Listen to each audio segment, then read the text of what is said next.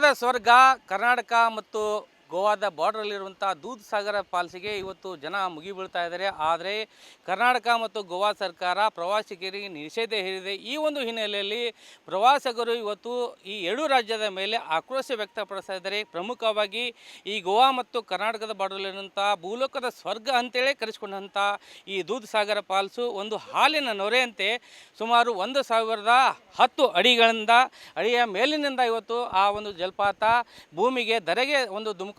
ಈ ಒಂದು ಧುಮುಕುವಂಥ ಫಾಲ್ಸನ್ನು ನೋಡಬೇಕಂತೇಳಿ ಅನೇಕ ಈ ಮೂರು ರಾಜ್ಯದ ಏನು ಪ್ರವಾಸಿಗರಿದ್ದಾರೆ ಆ ಪ್ರವಾಸಿಗರು ಇವತ್ತು ಆತುರ್ತಾ ಇದ್ದಾರೆ. ಆದರೆ ಇಲ್ಲಿರುವಂಥ ಎರಡೂ ಸರ್ಕಾರಗಳು ಈ ನಿಷೇಧ ಹೇರಿದ್ದಾರೆ. ಯಾಕಂದರೆ ಪ್ರಮುಖವಾಗಿ ಇಲ್ಲೊಂದು ರೈಲ್ವೆ ಟ್ರ್ಯಾಕ್ ಇದೆ. ಆ ರೈಲ್ವೆ ಟ್ರ್ಯಾಕಿಂದ ಬರುವ ಸಮಯದಲ್ಲಿ ಗೂಡ್ಸ್ ರೈಲ್ ಆಗಿರ್ಬೋದು ಮತ್ತು ಪ್ರಯಾಣಿಕರ ರೈಲ್ ಆಗಿರ್ಬೋದು, ಆ ಎರಡೂ ರೈಲಿಗೆ ಒಂದು ಡಿಕ್ಕಿ ಹೊಡೆಯುವ ಸಂಬಂಧ, ಯಾಕಂದರೆ ಅಪಘಾತ ಆಗುವ ಹಿನ್ನೆಲೆಯಲ್ಲಿ ಈ ಪ್ರವಾಸಿಗರನ್ನು ನಿಷೇಧ ಮಾಡಿದ್ದಾರೆ. ಅಷ್ಟೇ ಅಲ್ಲದೆ ಪ್ರವಾಸಿಗರು ಹುಚ್ಚಾಟ ಮೆರೀತಾರೆ. ಆ ಹುಚ್ಚಾಟ ಮೆರೆದು ಈ ಫಾಲ್ಸಲ್ಲಿರುವಂಥ ಏನು ಫಾಲ್ಸಲ್ಲಿ ನೀರಿನಲ್ಲಿ ಮುಳುಗಿ ಸಾಯುವಂಥ ಘಟನೆ ಹೆಚ್ಚಾದ ಹಿನ್ನೆಲೆಯಲ್ಲಿ ಗೋವಾ ಮತ್ತು ಕರ್ನಾಟಕ ರಾಜ್ಯ ಸರ್ಕಾರ ಎರಡೂ ಸಹ ಈ ಒಂದು ದೂದ್ ಸಾಗರ್ ಫಾಲ್ಸ್ ಏನಿದೆ ಆ ದೂದ್ ಸಾಗರ್ ಫಾಲ್ಸ್ಗೆ ಇವತ್ತು ಈ ಒಂದು ನಿಷೇಧ ಹೇರಿದ್ದಾರೆ. ಆದರೆ ಪ್ರವಾಸಿಗರು ಹೇಳೋದು ಒಂದೇ, ಈ ಒಂದು ಪ್ರಮುಖವಾಗಿ ಕೈಲಾಸದಿಂದ ಶಿವನ ಜಡೆಯಿಂದ ಏನು ಒಂದು ಗಂಗೆ ಬರ್ತಾ ಇದ್ದಾರೆ, ಅದೇ ಥರನಾಗಿ ಈ ದೂದ್ ಸಾಗರ ಫಾಲ್ಸು ಇವತ್ತು ನಮಗೆಲ್ಲರಿಗೂ ಒಂದು ಅನುಭವ ಕೊಡುತ್ತೆ. ಆ ಅನುಭವವನ್ನು ನಮಗೆ ಯಾಕೆ ನಿರಾಸೆ ಮಾಡ್ತಾ ಇದ್ದಾರೆ, ಅಂಥ ಫಾಲ್ಸನ್ನು ನಾವು ನೋಡೋಕೆ ಹೋಗ್ತೀವಿ.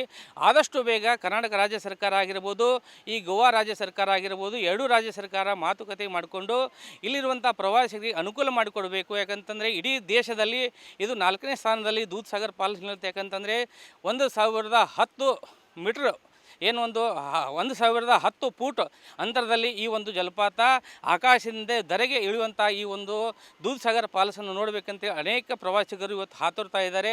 ಅವರಿಗೆ ಅವಕಾಶ ಮಾಡಿಕೊಡ್ಬೇಕಂತೇಳಿ ಪ್ರವಾಸಿಗರು ಇವತ್ತು ಒಂದು ಆಗ್ರಹ ಮಾಡ್ತಾಯಿದ್ದಾರೆ. ಎರಡೂ ರಾಜ್ಯ ಸರ್ಕಾರಕ್ಕೆ ಆಗ್ರಹ ಮಾಡ್ತಾರೆ. ಇನ್ನಾದರೂ ಸಹ ಎರಡೂ ರಾಜ್ಯದ ರಾಜ್ಯ ಸರ್ಕಾರಗಳು ಒಂದು ಜಂಟಿಯಾಗಿ ಒಂದು ಸಭೆಯನ್ನು ಮಾಡಿ ಇಲ್ಲಿ ಬರುವಂಥ ಪ್ರವಾಸಿಗರಿಗೆ ಅನುಕೂಲ ಮಾಡಿಕೊಡಬೇಕು. ಯಾಕಂತಂದರೆ 1,000ರಿಂದ 2,000 ರೂಪಾಯಿ ಪ್ರತಿಯೊಬ್ಬರಿಗೂ ಫೀ ತೊಗೊಳ್ರಿ.